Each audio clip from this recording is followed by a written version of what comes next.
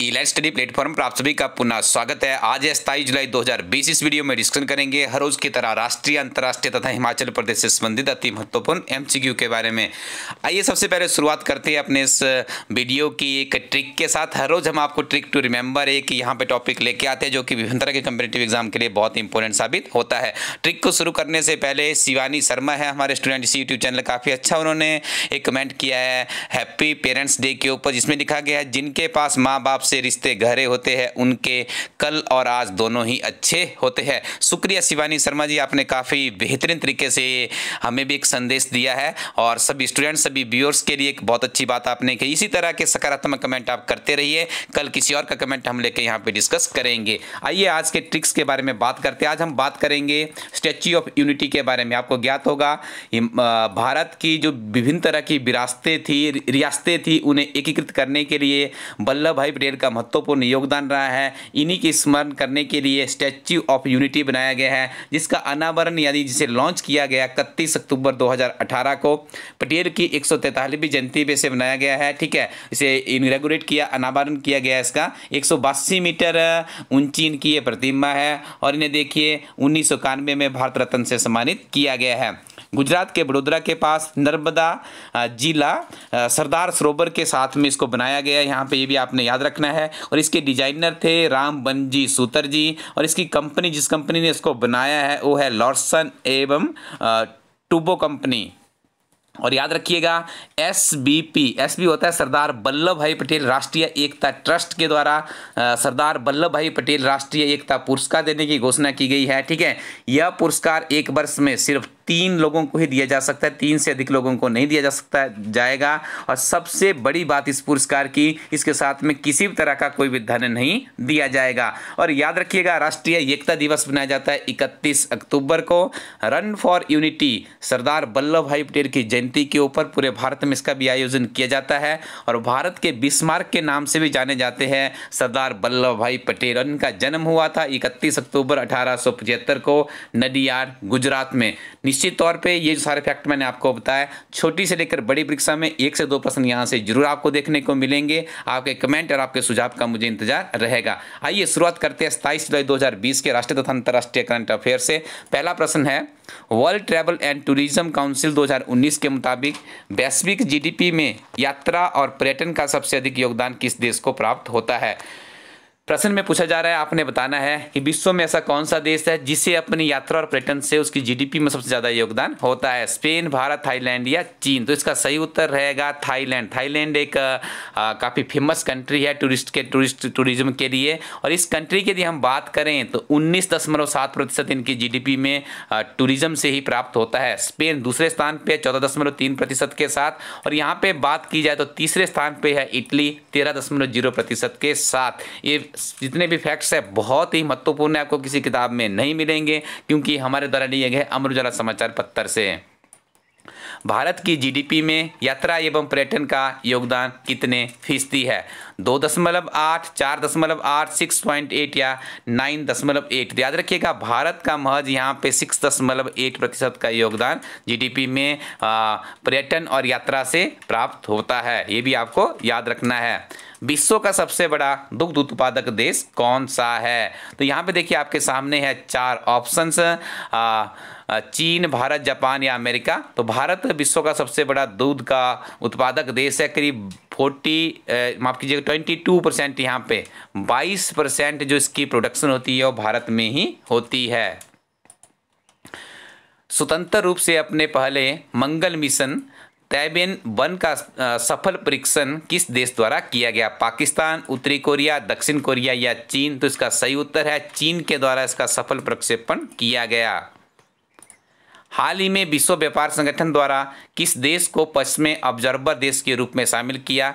Uzbekistan, Afghanistan, Pakistan या Turkmenistan. तो इसका सही उत्तर होगा ऑप्शन नंबर डी यानी तुर्कमेनिस्तान। और इस तरह के प्रश्न ही विभिन्न तरह के कम्पिटिटिव एग्जाम में पूछे जाते हैं। This is also very important question. Next one is, एक बात और याद रखिएगा, जो विश्व व्यापार संगठन है उसके जो महानिदेशक है रॉबर्टो अजेवेडो है। ठीक है, इनका नाम भी आपने याद रखना है, ये भी आपसे किसी परीक्षा में पूछा जा सकता है। अंतर्राष्ट्रीय सौर संगठन यानी इंटरनेशनल सोलर अलायंस फ्रेमवर्क समझौते पर हस्ताक्षर करने वाला 87वां देश कौन सा, 87वां देश कौन बना है? न्यूजीलैंड, दक्षिण अफ्रीका या मध्य अमेरिका देश निकारागुआ या केनिया? तो इसका सही उत्तर है, इसको याद रखिएगा आप लोग, मध्य अमेरिकी देश है निकारागुआ। एक और बात आपने यहाँ से याद रखनी है, जो ये अंतर्राष्ट्रीय सोलर अलायंस बना है, जो इसका मुख्यालय है गुड़गांव में है, ये भी आपने याद रखना है, ठीक है। This is very important fact. और यहाँ से आप एक और चीज़ याद रखिएगा, इस जो संगठन का जो शुभारंभ किया गया था वो भारत के द्वारा ही किया गया था। पांडुचेरी सरकार ने कोरोना से मरने वाले व्यक्ति के परिजनों को कितनी आर्थिक सहायता प्रदान करने की घोषणा की है? पांडुचेरी सरकार के द्वारा काफ़ी बेहतरीन काम किया गया है। यदि कोरोना से भी किसी व्यक्ति की डेथ होती है तो उसके परिवार को कितने लाख रुपए देने की घोषणा की गई है? 1 लाख, 2 लाख, 3 लाख या 4 लाख रुपए? तो यहाँ पे इसका सही उत्तर होगा ऑप्शन नंबर ए, यानी 1 लाख रुपए देने की घोषणा की गई है।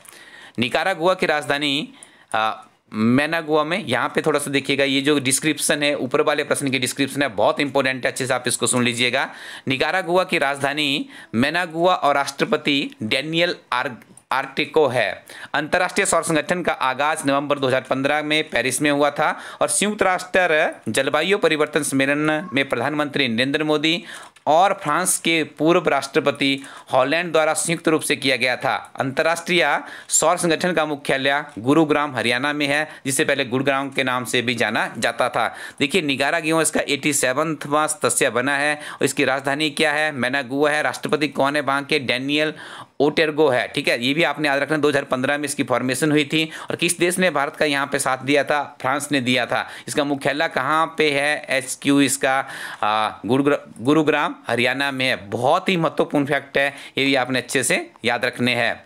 किस मशहूर नृत्यांगना एवं कोरियोग्राफर का 101 वर्ष की आयु में निधन हो गया? तो आपने इनका नाम आइडेंटिफाई करना है। The right answer is here option number C, यानी Amala Shankar. Next one is India's international bank tagline किस बैंक की है? State Bank of India, Bank of Baroda, Canara Bank या पंजाब नेशनल बैंक?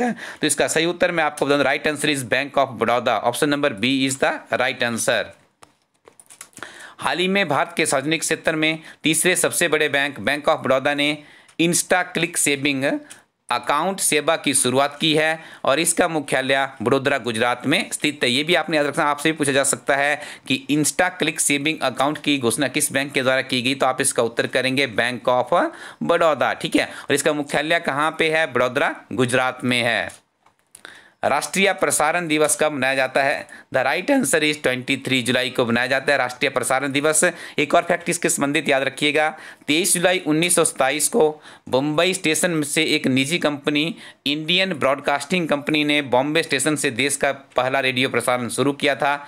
1 अप्रैल 1930 को इस प्रसारण को भारत सरकार द्वारा अधिग्रहण कर लिया गया और भारतीय राज्य प्रसारण सेवा 8 जून 1936 को ऑल इंडिया रेडियो में परिवर्तित हुई। ये प्रश्न बहुत बार पूछा जाता है कि ऑल इंडिया रेडियो कब अस्तित्व में आया था? तो आप इसका उत्तर करेंगे 1936। This is very important. Next one is Indian overseas bank ने किसे नया प्रबंध निदेशक नियुक्त किया है? सोमनाथ गुप्ता या पार्थ प्रतिम सेन गुप्ता, अजय सिंह त्रिवेदी या Surendra Gupta? The right answer is here option number B, यानी पार्थ प्रतिम सेन गुप्ता को इंडियन ओवरसीज बैंक द्वारा नया डायरेक्टर नियुक्त किया गया है। आगे डिस्कशन करेंगे हिमाचल प्रदेश से संबंधित बहुत ही महत्वपूर्ण करंट अफेयर्स के बारे में। पहला प्रश्न है, चंबा जिला के ऐतिहासिक मिंजर मेले का आयोजन किस महीने होता है? तो यू हैव 4 ऑप्शंस। तो यहाँ पे आजकल इसका आयोजन किया जा रहा है, तो आजकल कौन सा महीना चला है? जुलाई महीना चला है। आपने याद रखना है, जो ये हमारा सावन का महीना चलता है, काफ़ी पवित्र महीना माना जाता है हिंदू धर्म में। इसका जो दूसरा रविवार आता है, सावन महीने के दूसरे रविवार को इसका मिंजर मेले की शुरुआत की जाती है। आप इस तरह से इसको जुलाई भी याद रख सकते हैं। हाल ही में एक मेले के बारे में अभी जो JBT के लिए एंट्रेंस टेस्ट हो, उसमें इस तरह का प्रश्न पूछा गया था। 26 जुलाई 2020 को इस ऐतिहासिक मेले का शुभारंभ कोरोना वायरस के कारण महज रस्म अदायगी तक ही सीमित रहा। लक्ष्मी नारायण मंदिर में मिंजर चढ़ाने के बाद मिंजर मेले का शुभारंभ होता है। यहाँ पे निंजा की जगह मिंजर कर लीजिएगा। आपसे पूछा जाता कौन से मंदिर में मिंजर चढ़ाई जाती है, तो आपने उसका उत्तर करना है लक्ष्मीनाथ। और चंबा शहर के बारे में याद रखिएगा, चंबा शहर का जो चंबा शहर का जो नामकरण हुआ था वो राजा थे वहाँ के साहिल वर्मन, ठीक है, उनकी पुत्री के नाम पे चंपावती के नाम पे इनका नामकरण किया गया था। और याद रखिएगा जो चंबा शहर है रावी नदी के किनारे बसा हुआ है। ये सारे फैक्टर यदि आप याद रखेंगे तो डेफिनेटली आपको बहुत ही सहायता मिलने वाली है विभिन्न तरह के कम्पिटिटिव एग्जाम्स में। वर्ष 1999 के कारगिल युद्ध में हिमाचल प्रदेश के किस जिला के सबसे ज़्यादा जवान शहीद हुए थे? शिमला, हमीरपुर, मंडी या कांगड़ा? तो इसका सही उत्तर होगा ऑप्शन नंबर डी यानी कांगड़ा के। और याद रखिएगा 26 जुलाई को कारगिल विजय दिवस के रूप में मनाया जाता है। किस चैनल के माध्यम से सीमावर्ती लद्दाख तथा कारगिल क्षेत्रों के लिए वर्ष सभी मौसमों के दौरान संचार सुनिश्चित हो पाएगा? शिमला सुरंग, अटल सुरंग या फिर कुल्लू सुरंग या उपरोक्त में से कोई नहीं? तो इसका सही उत्तर होगा अटल सुरंग। और देखिए इसका अनुमान लगाया जा रहा है कि सितंबर 2020 तक इसका इनॉग्रेशन कर दिया जाएगा और इसका इनॉग्रेशन भारत के प्रधानमंत्री नरेंद्र मोदी जी करेंगे। इस सुरंग को रोहतांग के नाम से भी जाना जाता है, लेकिन इसका नाम परिवर्तित किया गया है भारत के पूर्व प्रधानमंत्री अटल बिहारी वाजपेयी जी के नाम पर। हिमाचल प्रदेश सरकार द्वारा प्रदेश में हींग की खेती करने के लिए बीज लाने का कार्य किसे सौंपा है? You have 4 options, Himachal Pradesh technical university Hamirpur, या हिमालय जैव संपदा प्रौद्योगिकी संस्थान पालमपुर, या हिमाचल प्रदेश क्लस्टर विश्वविद्यालय मंडी, या हिमाचल प्रदेश कृषि विश्वविद्यालय पालमपुर। तो इसका सही उत्तर होगा ऑप्शन नंबर बी यानी हिमालय जैव संपदा प्रौद्योगिकी संस्थान पालमपुर को यह काम सौंपा गया है। हिमाचल प्रदेश पंचायती राज संस्थानों तथा स्थानीय निकायों में महिलाओं के लिए कितने प्रतिशत आरक्षण की व्यवस्था की गई है? 50%, 60, 70 या 30%? तो इसका सही उत्तर होगा 50% की व्यवस्था की जाती है। हमारे जो पंचायती राज है, जो हमारे कॉन्स्टिट्यूशन की जो हमारी लोकतांत्रिक प्रक्रिया उसकी जो सबसे निचला निकाय है, वहाँ पर महिलाओं को 50% तक आरक्षण देने का प्रावधान हमारे इस प्यारे प्रदेश में किया गया है। और हाल ही में जो हरियाणा सरकार है वो भी प्रयासरत है, शीघ्र ऐसा अनुमान लगाया जा रहा है कि वहाँ पर भी 50% का महिलाओं के लिए आरक्षण की व्यवस्था कर दी जाएगी। और याद रखिएगा इसी वर्ष नवंबर या दिसंबर में हिमाचल प्रदेश में पंचायतों के चुनाव होना भी प्रस्तावित है। नेक्स्ट इज हिमाचल प्रदेश का कौन सा जिला दीनदयाल पंचायत सशक्तिकरण योजना के तहत ब्लॉक जिला परिषद की देश भर में हुई स्पर्धा में प्रथम स्थान पर रहा है? देखिए प्रश्न को समझ लीजिएगा पहले अच्छे से, आपसे क्या पूछा जा रहा है। एक दीनदयाल पंचायत सशक्तिकरण योजना है, ठीक है। इसके 3 स्तर है, देखिए पंचायत, ब्लॉक और जिला परिषद। इन तीनों स्तरों में जिसने सबसे बेस्ट काम किया है उस जिले की आपने पहचान करनी है और वो जिला हिमाचल प्रदेश का, इतना आपको बता दें। कुल्लू, हमीरपुर या मंडी या शिमला? तो इसका सही उत्तर होगा ऑप्शन नंबर बी यानी Hamirpur is the right answer. आपको बता दें कि हमारी टीम के द्वारा eLiveStudyCo.in वेबसाइट पर 2 बहुत ही महत्वपूर्ण किताबें आप लोगों को उपलब्ध करवाई गई है। इन किताबों को, जैसे हमारी हिमाचल प्रदेश एक समग्र अध्ययन किताब है, इस किताब में आपको बहुत ही महत्वपूर्ण हिमाचल प्रदेश संबंधी जानकारी मिलेगी। इसकी किताब की PDF का एक प्रीव्यू उपलब्ध करवाया गया है आपको, जिसे आप डिस्क्रिप्शन के लिंक के ऊपर क्लिक करेंगे तो आप अच्छे से इस किताब की क्या क्या अध्ययन सामग्री है उसे अच्छे से देख लीजिएगा। उसके बाद आप इसे हमारी वेबसाइट eLiveStudyCo.in से ऑर्डर कर सकते हो। 3 से 5 दिनों में ये किताब आपके घर पहुंचेगी और आपको हिमाचल प्रदेश में सरकार नौकरी दिलाने में सहायक सिद्ध हो सकती है। दूसरी तरफ हमारी इसी तरह की एक मिलती जुलती काफ़ी बेहतरीन किताब है अर्धवार्षिकी विशेषांक। ये भी आपको हमारी वेबसाइट पे वेबसाइट पे तो किताब उपलब्ध है ही है। इसके अलावा भी इस किताब का जो PDF का प्रीव्यू है वो आपको कमेंट सेक्शन में मिल जाएगा। वहाँ से क्लिक करके आप इसकी क्वालिटी को चेक कर सकते हो। किस तरह का इसमें अध्ययन सामग्री करीब 3000 प्लस प्रश्नों को संग्रहित करती है 1 जनवरी 2020 से लेकर 30 जून 2020 तक। इसके अलावा हमारी ये सारी दोनों किताबें प्रकाश एंटरप्राइजेज मंडी के पास भी उपलब्ध है, यहाँ से भी आप इन किताबों को परचेज कर सकते हो। और ढालपुर में हमारी किताब पहुँच चुकी है दोनों, ये अजय बुक डिपो नंबर आप यहाँ पे देख रहे होंगे। किरण बुक डिपो है बिलासपुर में, यहाँ पे ये किताबें उपलब्ध हो चुकी है। मेन बाजार जोगिंदर नगर में अवस्थी बुक्स एंड स्पोर्ट्स के पास भी किताबें उपलब्ध है।